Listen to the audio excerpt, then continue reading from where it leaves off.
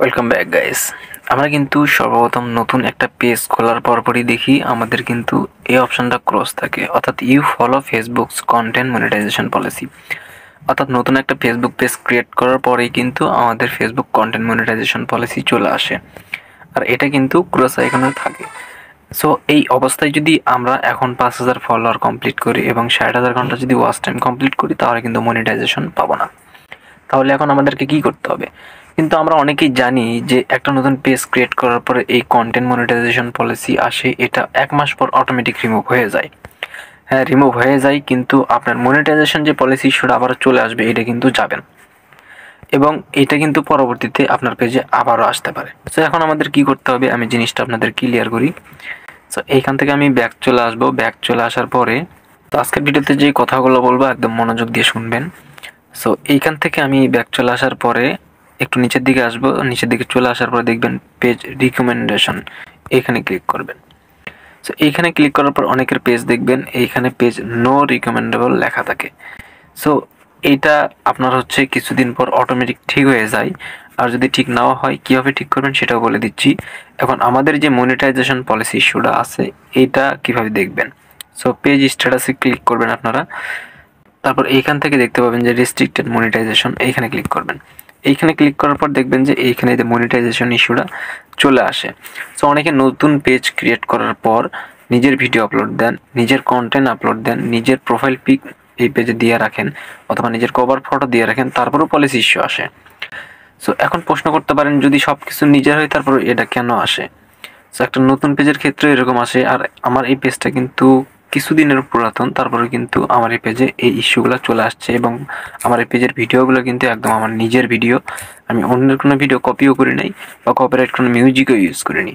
সব কিছু কিন্তু মিউজিক আমার ফেসবুক যেই মিউজিক লাইব্রেরিটা আছে, অর্থাৎ ফেসবুক ক্রিয়েটর স্টুডিও থেকে এই মিউজিকগুলো ডাউনলোড করে আমি ইউজ করছি। তারপরেও কিন্তু আমার পেজে এই policy issue, monetization policy issue কিন্তু এসে আছে।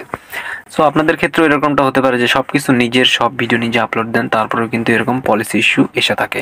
সো এটা রিমুভ করবেন কিভাবে? সো সর্বপ্রথম একটা কথা বলি, যারা নতুন পেজ ক্রিয়েট করবেন তাদের জন্য। তো যারা নতুন পেজ ক্রিয়েট করেন, ফেসবুক কিন্তু এটা দেখে যে আপনি একটা পেজ ক্রিয়েট করলেন, আপনার পেজটা আপনি কন্টিনিউ রাখবেন কিনা, এবং আপনার পেজ আপনি নিয়মিত চালাবেন কিনা, অথবা নিয়মিত কন্টেন্ট আপলোড দেন কিনা। আপনি একটা পেজ ক্রিয়েট করলেন, ফেসবুক এটা যাচাই বাছাই করে দেখবে যে আপনি 1 মাস ফুল কন্টিনিউ রাখলেন কিনা এই পেজটা।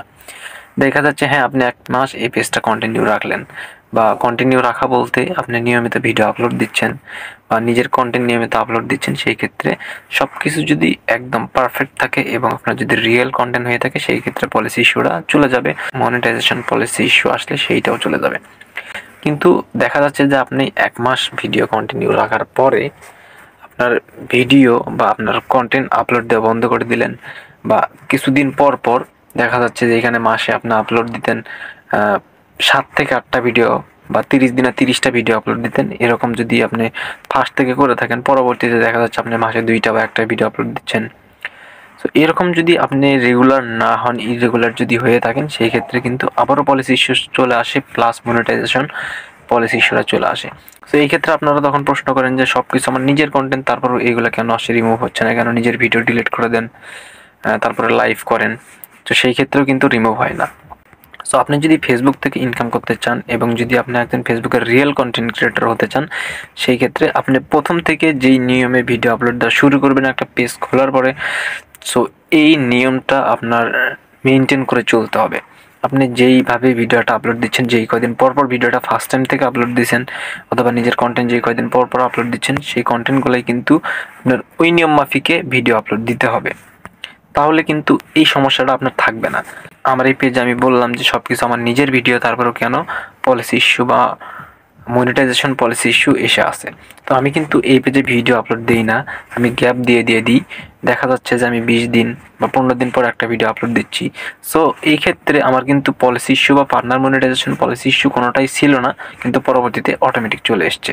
সো তারপরেও আপনারা জানেন যে পলিসি ইস্যু কেন আসে, যদি না জেনে থাকেন এবং পলিসি ইস্যু আসার পরেও আপনি যদি রেগুলার ভিডিও আপলোড দিয়ে থাকেন, তারপরেও যদি পলিসি ইস্যু না যায় বা মনিটাইজেশন পলিসি ইস্যু যদি না যায়, সেই ক্ষেত্রে আমার এই ভিডিও ডিসক্রিপশন বক্সে আমি আর একটা ভিডিও লিঙ্ক দিয়ে রাখবো। ওই ভিডিওতে আমি বলে দিয়েছি যে একটা পেজ থেকে কিভাবে কন্টেন্ট মনিটাইজেশন পলিসি অথবা মনিটাইজেশন পলিসি ইস্যু কিভাবে রিমুভ করতে হয়। ওই ভিডিওটা দেখলে আপনারা ইজিলি রিমুভ করতে পারবেন। সো যারা নতুন পেজ ক্রিয়েট করে এই চিন্তায় ছিলেন, তাদের জন্য আজকের নিউজগুলো একদম মনোযোগ সহকারে আশা করি শুনছেন। আর এবং এই কথাগুলো যদি আপনি মেনে কাজ করতে পারেন, তাহলে আপনার পেজে পলিসি ইস্যু বা কন্টেন্ট মনিটাইজেশন পলিসি ইস্যু বলেন বা মনিটাইজেশন পলিসি ইস্যু বলেন, কোনোটাই কিন্তু থাকবে না। একদম এরকম টিকমার্ক হয়ে থাকবে। পেজ যদি নট রিকমেন্ডেবল হয়ে থাকে, সেই ক্ষেত্রে কিন্তু রিকমেন্ডেবল দেখাবে। সুতরাং পেজ খোলার পরে আপনারা যেই নিয়ম মাফিক ভিডিও আপলোড দেওয়া শুরু করবেন, পরবর্তীতেও চেষ্টা করবেন ওই নিয়ম মাফিক ভিডিও আপলোড দেওয়ার জন্য।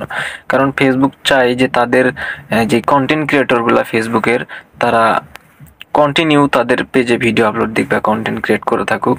কারণ আপনি যদি নিয়ম বা আপনার টাইম মেনটেন করে ভিডিও আপলোড না দেন, সেই ক্ষেত্রে কিন্তু ফেসবুক বুঝতে পারে ফেসবুকে কিন্তু নিয়মিত কন্টেন্ট ক্রিয়েটর না। নিয়মিত কন্টেন্ট ক্রিয়েটর বলতেই না যে প্রতিদিন একটা করে ভিডিও আপলোড দিতে হবে। আপনি একটা পেজ খোলার পর ধরেন প্রতি সপ্তাহে একটা করে ভিডিও আপলোড দেন, আপনি পরবর্তী যত মাস আসবে প্রত্যেকটা মাসে আপনি এই নিয়ম মেনটেন করে আপলোড দিবেন যে সপ্তাহে একটা করে ভিডিও দিচ্ছেন, তাহলে কিন্তু আপনার পেজে এরকম কোনো পলিসি ইস্যু বা কন্টেন্ট মনিটাইজেশন পলিসি ইস্যু আসবে না। আসলেও সেটা চলে যাবে। আর নতুন পেজ খোলা অবস্থায় আসে, এটা কিন্তু 20 থেকে 30 দিনের মধ্যে চলে যায়। আর অবশ্যই নিজের ভিডিও আপলোড দিবেন। আবার অনেকে প্রশ্ন করতে পারেন যে অনেকেই তো বিভিন্ন মিউজিক ইউজ করে তাদের ভিডিওতে কপিরাইট আসে না, তাহলে এইরকম মিউজিক আমরা ইউজ করলে কেন কপিরাইট আসবে?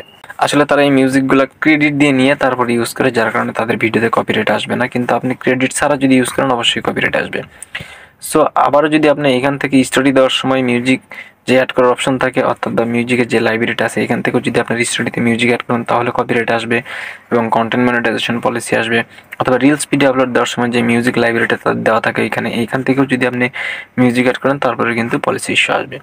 সো আপনি ফেসবুক ক্রিয়েটর স্টুডিও থেকে যদি মিউজিক ডাউনলোড করে ইউজ করেন, তাহলে কিন্তু আপনার ভিডিওতে কোনো প্রকার কপিরাইট আসবে না বা কন্টেন্ট মনিটাইজেশন পলিসিও আসবে না। সেই ক্ষেত্রে যারা ফেসবুকের ক্রিয়েটর স্টুডিও থেকে মিউজিক ডাউনলোড করতে পারেন না, তারা ইউটিউবে গিয়ে সার্চ দিবেন ফেসবুকের কপিরাইট ফ্রি মিউজিক কোথা থেকে ডাউনলোড করবো, তাহলে কিন্তু আপনারা অসংখ্য মিউজিক পেয়ে যাবেন।